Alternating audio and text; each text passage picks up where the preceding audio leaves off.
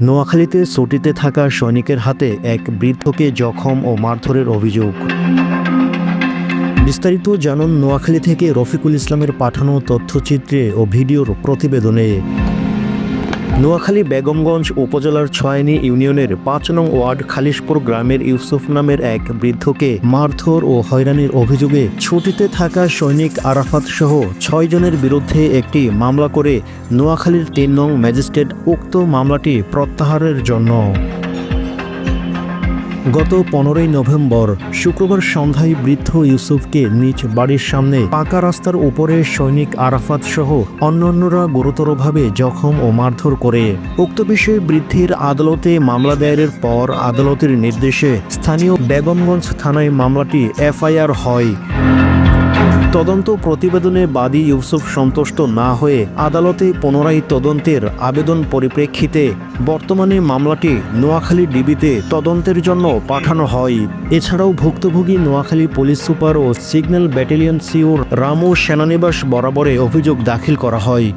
ভুক্তভোগী বৃদ্ধ ন্যায় বিচার চেয়ে বলেন, বাইফুট আমার পিছন থেকে আসি, আমার হাত পিছনে ছিল, আমার টর্চ লাইট নিয়ে যায়, টর্চ লাইট নিয়ে যাইয়া আমার ঘুষি মারি এর পিছু দিয়ে হের 2 ভাই আসি, আমার এক ভাইয়ের সেনেদি অফি কোবাইতে থাকে, আর এক ভাই চেন দিয়ে ফিটাইতে থাকে।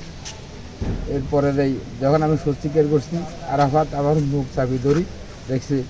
এরপরে উপস্থিত সাক্ষীগণ আমার ওর হাত থেকে ছুটাইছে। মামলা বেগমগঞ্জ থানার 3 নম্বর আমলি আদালত মাইজদি কোর্টে মামলা করি। মামলার তদন্ত দেয় নাই, মামলা করেছে ডাইরেক্ট জজ সাহেব করেছে এফআইআর কাটার জন্য। ওরা একবার আসি 5-7 মিনিট ছিল পুলিশ। আসার পরে কইছে যে আপনি থানায় লোক নিয়ে আসেন। থানার লোক নিয়ে গেছি, সাক্ষী দিয়ে এসছে, আমার সাথে আছে এই লোক, থানায় দিয়ে এসে সাক্ষী দেওয়ার পরে এরা সম্পূর্ণ আমার অসন্তুষ্টিভাবে মানে এটা দিল, দারোগায় সাবসিড দিছে যে সাক্ষী প্রমাণ পাওয়া যায়নি। আমি পূর্ণ তদন্ত চাই বিজ্ঞ আদালতের কাছে। বিজ্ঞ আদালত পূর্ণ তদন্তটা ডিবি পুলিশের কাছে দিছে। তো ডিবি পুলিশের কাছে বর্তমানে মামলাটা আছে, ওনারা এখন আসেন। আমার আগে এরা একবার আমার ছেলেরে সবাইকে মারার পরে আমি একটা মামলা করছি, 508 নম্বর মামলা বর্তমানে চলমান। এখন আমি সবার কাছে আপনাদের কাছে বিচার চাই এবং সাক্ষীদেরকে অনুরোধ করবো, আপনারা সত্য গোপন করিয়েন না, সত্য সাক্ষীটা একটু দিয়েন কষ্ট করি। আপনার যে ক্ষয়ক্ষতি হয়েছে জি, এই বিষয়গুলো একটু ক্লিয়ার করে বলুন। ক্ষয়ক্ষতি বলতে আমার এই মাথায় এখনো আঘাত আছে, 7টা সিলে দিছে। এটা দেওয়ার পরে আমার হসপিটালে নেওয়ার মতো কোনো লোক নেই। আনোয়ার চৌকিদার এবং এই এলাকার একজন রাজনৈতিক নেতা, এরা রিস্ক নিয়ে হসপিটালে নিয়ে গেছে। হসপিটালে নিয়ে যাওয়ার পরে আমার হসপিটাল থেকে বাইর করে দিতে চেষ্টা করছিল রাজনৈতিক নেতা আব্দুল করিম কারি। ওই কারি বলছে যে তোমরা যাই করছো অতিরিক্ত করিবে, আর কিছু করিবে না। কারি ওদেরকে ওইখান থেকে ভাগাই দিয়েছে। আপনার শারীরিক কোথায় কি আঘাত পেয়েছিলেন আপনি? আমার এখন তো দেরি হয়ে গেছে। এই যে সিলের দাগ আছে, এই সিলের দাগ আছে না, এই আক্রমণগুলো করছে কি আপনাকে? এই আরাফাত, নিশান আর অফি।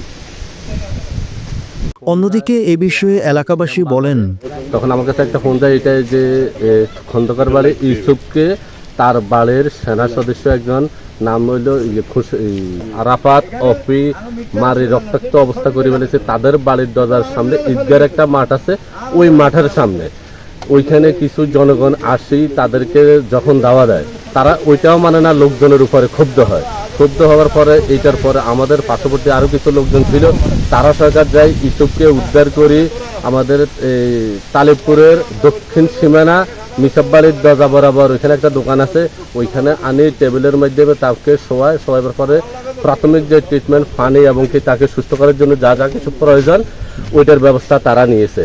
কিন্তু তাকে যে কোনোভাবে কোনো লোক নোয়াখালী স্বাস্থ্য কমপ্লেক্সে ভর্তি করব ওই ধরনের কোনো লোক ওই দিন হয় নাই। যখন আমার কাছে ফোনটা গেছে তখন আমি উপস্থিত মানে যেভাবে অনেক দ্রুতভাবে আসার পরে আমি তাকে এই অবস্থা দেখে আমি মোবাইলে স্ক্রিন নিই, তাকে আমি যেটা করার প্রয়োজন আমি ইমার্জেন্সি গাড়ি আনি, আমি নিয়ে গেছি কোথায় নোয়াখালী স্বাস্থ্য কমপ্লেক্সে। আমি খন্দকার বাড়ির দিকে যাইতেছি সন্ধ্যার পরে 6টা বা 6:30 হবে। এর ভিতরে দেখতেছি এই যে আপনার আমার স্বাস্থ্য ভাই একটা আসতেছে, নাম হইলো ফয়সল, এই হাফেজ, উনি হইলো হাফেজ। তো ওই দেখলাম যে খন্দকারের বাড়ি ইসুফরে মারতেছে আরাফাত, ফয়সলের লাইট দিয়ে দেখতেছি যে হুন্ডা চালাই আসতেছে, ওনার লাইট দিয়ে দেখতেছি যে এই ইসুফ ভাইরে মারতেছে। এরপরে যাই ওইখানে যাই দেখলাম যে ইসুফ ভাইরে আপনার কেউ সেন্ডি মারতেছে, কেউ কোপাইতেছে, বুঝছেন এই। আর সেনাবাহিনী সেনাবাহিনী আসি এখানে কারো কথা শুনে নাই, ওনাদের সৈনিকরা আসি ওনারা বাঁচা নিয়ে গেছে, এবং কি ইসুফেলের যে দুইটা ছেলে, ওই দুইটা ছেলেরে অযথা সেনাবাহিনী আসি মারি গেছে। এই বিষয়ে আপনি কি চান, আপনার ব্যক্তিগত মতামতটা কি?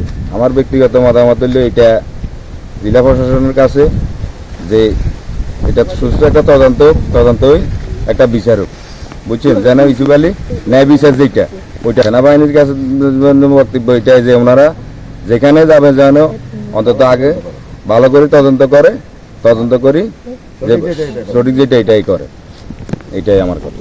যখন এই ঘটনাটা ঘটে তখন আমি বাজারে যাচ্ছিলাম, যাওয়ার পথে দেখি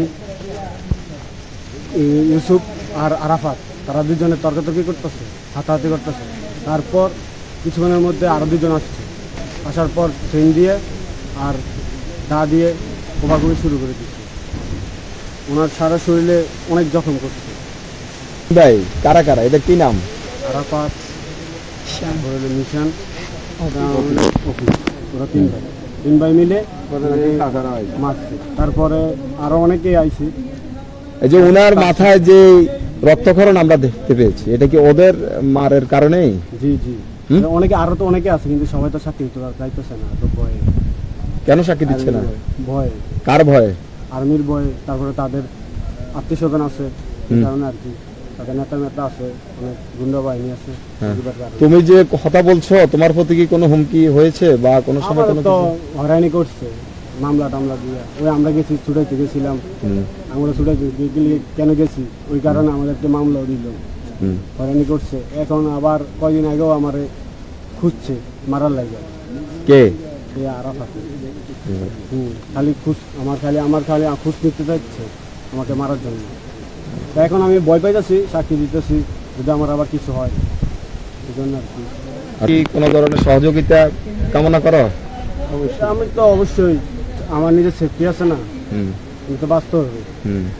আমি এটা আইনের কাছে বলতে চাই, যাতে এটা সুস্থ তদন্ত করে, সঠিক বিচার নিজে কথা। আমি দোকানে ছিলাম, তখন এই চিৎকার শুনে আমি এখানে আসি দেখি যে এর মাথায় রক্ত। এখানে যে ঘটনা হয়েছে এটা হেদের বাড়ি হচ্ছে খালিশপুর, হের নামও ইসুফ, আমার নামও ইসুফ। তবে মিটের সম্পর্ক না, এখানে যেটা সঠিক ওইটাই বলবো আমি। তো এর এই একজন সৈনিক যে মাথা ফাটায় যাইতেছে, এখানে হাজারো জনগণে তারে আটক করছিল। করার পরে দিয়ে আমি আমার বন্ধু একটা করলাম যে পুলিশ প্রশাসনকে ফোন দে, এর পুলিশের হাতে উঠে দিব। এই আইনের লোক, এর গায়ে একটা সিম্বলও দেওয়া যাইব না, এ হলো প্রশাসনের লোক। তো ওই যা হইব প্রশাসনও এর ট্রিটমেন্ট করব, আর এর বিচারও প্রশাসনে করব। কিন্তু এটার ভিতরে দিয়ে আমার যখন একটা ধাক্কা দিয়ে এলেছে, আমার মসজিদ কমিটির সভাপতি কপিল সাহেবও আছেন, ওনারা মসজিদ থেকে বাইরে এসে নামাজ টামাজ পড়ে ওনারা সবাই দেখছে।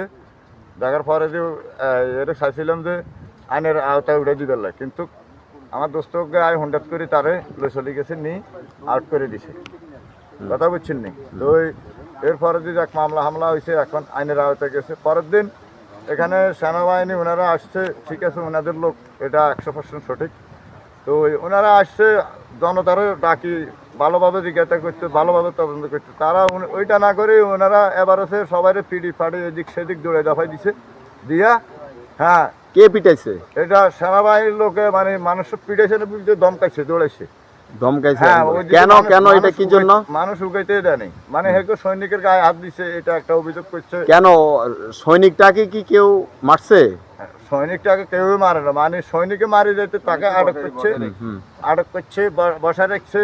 এইটার কারণে এই যা অভিযোগ করছে, সৈনিকে যে অভিযোগ করছে যে হেরে মারছে, ইস্যুকে এটা করছে সেটা করছে, কিন্তু না, এটা না।